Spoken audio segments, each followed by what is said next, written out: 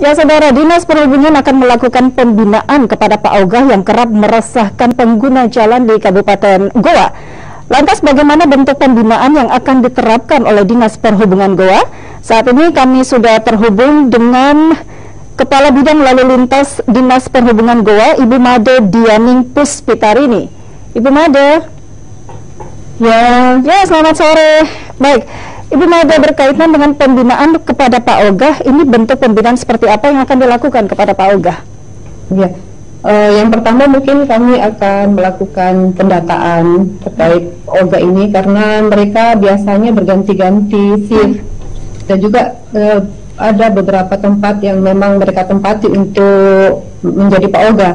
Terkait pembinaan ini, kami akan bersama-sama dengan Polres Kabupaten Goa, Polres Goa, untuk melakukan pembinaan kepada Pak Ogah terkait hal-hal yang berkaitan dengan pengaturan lalu lintas, sehingga apa yang mereka lakukan ini tidak akan menimbulkan kemacetan.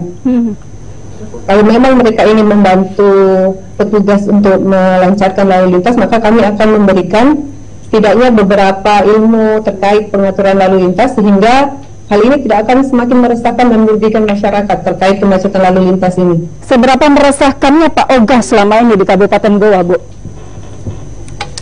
Sebenarnya cukup meresahkan juga oleh masyarakat karena masyarakat ini kebanyakan mereka beraktivitas berpacu dengan waktu. Dengan adanya Pak Ogah ini biasanya selain menghambat dan menyita waktu pada saat mereka berbelok, terkait juga dengan permintaan imbalan pada saat mereka membantu menyeberangkan para pengendara ini di jalan.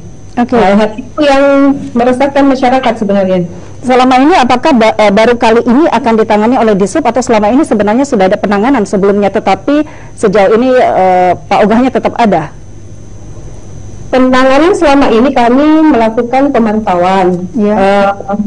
Pada saat petugas ada di jalan tersebut, Pak Ogah ini tidak akan muncul.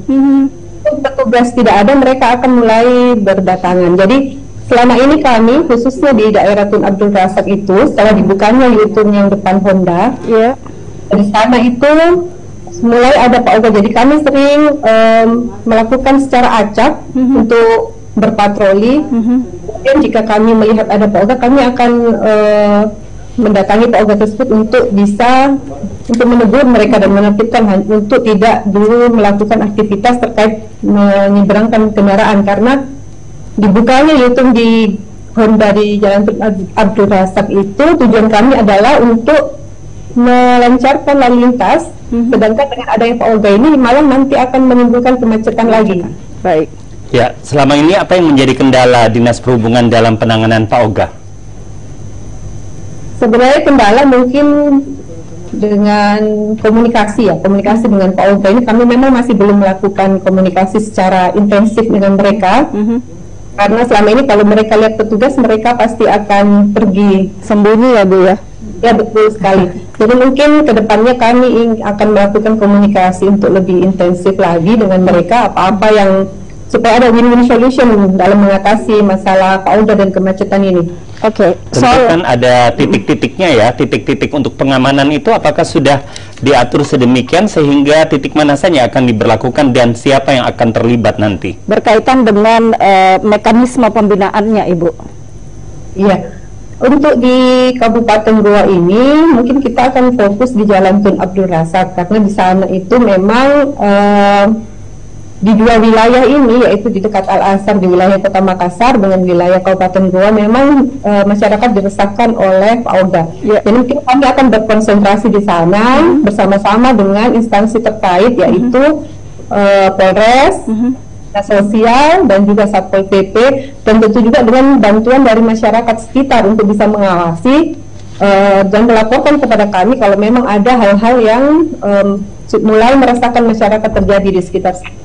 Baik, berkaitan dengan pembinaan, ada rencana memberikan gaji ya Ibu setiap bulan kepada Pak Ogah agar tidak ada permintaan uang di jalan?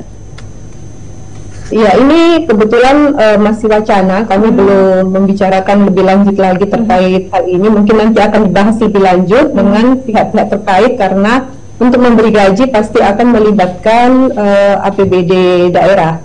Oke, Dalam waktu dekat tadi dikatakan pembinaan dengan mengajarkan ya Ibu ya, bagaimana mengatur lalu lintas yang benar. Itu kerjasama dengan pihak kepolisian ataukah ada juga instansi lain? Bekerjasama dengan pihak kepolisian. Ya, Ibu, jika ada yang melanggar nantinya ada sanksi dan masyarakat bisa melapor kemana? Ya, terkait itu pasti akan ada sanksi.